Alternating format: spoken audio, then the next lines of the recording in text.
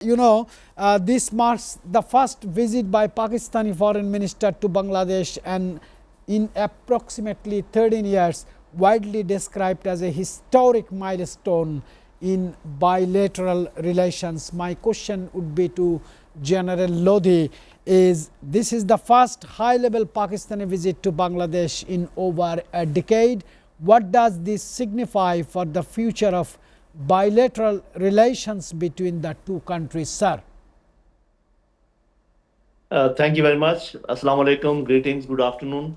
First of all, it's a great pleasure to be talking to our brothers, to analysts here, and also brother from America. Thank you. I think it is after a long time that this such a visit has taken place, and naturally, two brothers were kept away from each other because of some natural mistakes and some misinformation and disinformation, and also some some people, some entities working on this, that they should not come closer again.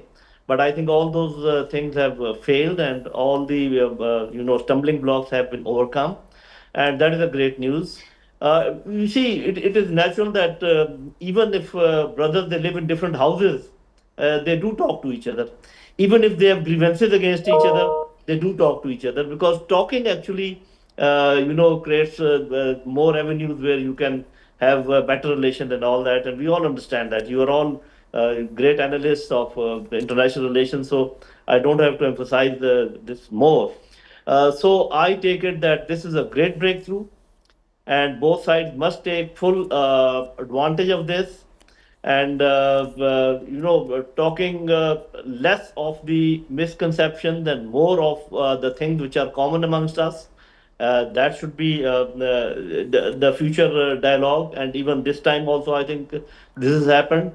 And the way we have heard that in the very first visit, some very important things have been signed, like no visas for official passports and diplomatic passports. I think that is a good breakthrough. Then agreeing to training in each other's institutions, especially I appreciate the people-to-people contact arrangements that have been made. And then we have talked about commerce, and there's so much. For example, we all know that in Pakistani we are very fond of tea, so why should we import it from anywhere else and not from our brothers? So many other things.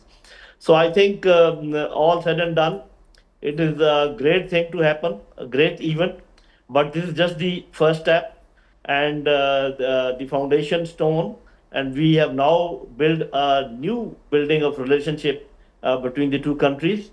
I think very bright prospects are there, and I am also of the view that if there are any apprehensions, instead of putting them under the carpet, we should talk about it. We should bring it forth, because some of them are actually misconceptions, some of them are actually facts. So if there's a fact where someone has done wrong to the other side, there's no harm in saying that sorry, we shouldn't have done it. But the first thing is to find out the facts, that what actually happened and how it was exaggerated, or it was multiplied or divided, whatever it is. So concentrating on the positive things, but also not ignoring if there are any apprehensions. That is how I think we can move forward. That is my overall perception of this visit, which I think was very successful. Absolutely, sir. You are very positive minded personality. You see both the brothers should stay together, should work together for bilateral development. During this visit, sir, several MOUs, Memorandum of Understanding, were signed, including those on visa facilitations, media cooperation and trade. Which of these agreements could have the most significant impact on Bangladesh-Pakistan relations, because you have a very bird's eye, very positive and very brotherly attitude to us? How can these two countries can move forward for the development and for the betterment of these two countries? Remember, sir, we have 18 crore people, you have more than 36 crore people, it's more than 500 million. Thank you, sir. Please, I need your answer on this. I think the top of the list, if we just see that these MOUs, the best is once we talk of people to people contact, in which the students, vacancies are being allocated, especially in the medical colleges, and then the training of Bangladeshi diplomats in our academy in Pakistan, because that shows a lot of political collaboration and diplomatic collaboration. Of course, commerce is important, and everything nowadays, revolves around economy and money. So if that becomes practical, that would also be good. See, most of the things have been covered, and as our friend from America was saying, many things may not be said so openly between Bangladesh and Pakistan, especially our collaboration, our military collaboration, military to military collaboration, maybe this weapons swap, or some weapons being taken from this side or that side, and also some strategic combined planning, which can be very useful for both countries, because we know in what sort of environment we are living. And just a few words on SARC. I think SARC has some very significant countries like Bangladesh, like Pakistan, like Sri Lanka.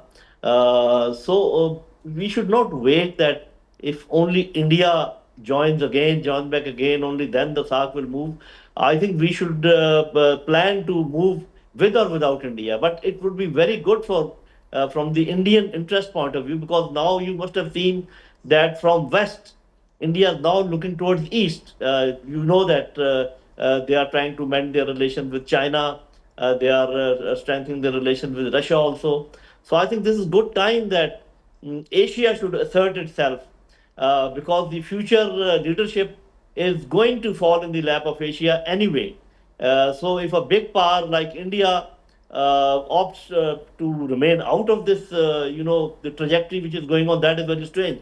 So to me, it seems that they will fall back, they will come back, and they will realize that if all Indian neighbors are not happy with them, so there must be something wrong with India, because the six or seven neighbors cannot be wrong. All of them cannot be wrong. So I think this is a good time to talk to each other, to realize that getting together, and preparing for the Asian century is the way forward. And a big country like India cannot keep itself out. And I see some signs also that they are coming back. But of course, they'll have to resolve many issues with their neighbors. And a big country must also have a big heart and a big mind. Let us hope that that happens. So I think this collaboration between Bangladesh and Pakistan will also put some influence on India. We already know that Pakistan and China are quite close to each other, and the way Bangladesh is asserting itself with the neighboring countries and also with China and other countries. So this should automatically put a lot of pressure on India to come back and fit itself in the area which actually suits the whole region, suits to them also. So I just hope and pray that it happens, and if that happens, I think we'll be able to move forward. But even about SARC, I would say, even if India refuses to join SARC, maybe we can include China and Afghanistan and move ahead, and this would be a very strong block, both from economy point of view and also from security point of view. This is my thinking. Sir, Isakdar met with political parties like Bangladesh Nationalist Party and Jamaat in addition to government officials. How do you interpret this outreach, and what message does it send about Pakistan diplomatic approach to Bangladesh and to the rest of the world? I would say that this is just a continuation of the thing which I said, people to people contact, because we all know that the political parties in any country are the backbone of the people, which is reflected in those political parties. So unless you meet them, probably because he also represents a big political party from Pakistan. So this actually reinforces the overall relationship between two countries. You are talking at government level, you are talking at people's level, and I'm sure that everybody sitting here, and I have no problem in revealing this thing to Mr. Norman also, that there has been military to military, delegations visiting the two countries. This is no secret. So we are now collaborating, and we are talking at all levels, the government levels, the military level, and the people level. And I think that is very important. And as a friend was, mentioning about Rohingyas, I think all the justice-loving countries, whether Muslims or non-Muslims, must side with the oppressed nations wherever they are, whether they are Rohingyas or they are Palestinians or they are Kashmiris or wherever, irrespective to which religion they belong. And especially the Muslim countries must concentrate wherever they feel that the Muslims are being persecuted unjustly. They must, combine their voices and combine their potentials to influence all those who are the perpetrators of such things. So I think this is again a good thing, that if Bangladesh is, hosting that meeting, I'm sure that Pakistan would also like to contribute there. So the specific question which you asked, that why he met the political party leadership, probably my answer is that is just to reinforce even more the people to people contact between the two countries, which is very important, and also to understand the grievances, because as I said that there's no need to put them under the carpet. The only thing to be done is that we must find out the facts, because so many things have been written about it. The figures are so exaggerated in certain, areas, and in maybe somewhere it is underestimation or overestimation. So the first thing is to bring the fact sheet. Who did wrong to whom, and how much wrong was done. What was the level of, you all know, I'm sure sitting here, that many families of West Pakistanis were also butchered. But I know that not by genuine Bangladeshi people, but we know that who did that. But there's a need to bring out all the facts. There were wrongs done by this side. There must be some wrongs done by the other side. So we must talk it out in a friendly manner, and smoothen our relationship. And these things should not create any problems as far as future, things are concerned, because it is of vital importance, I should say, and I must emphasize the vital importance for this region, that Bangladesh and Pakistan should come back on their natural relationship.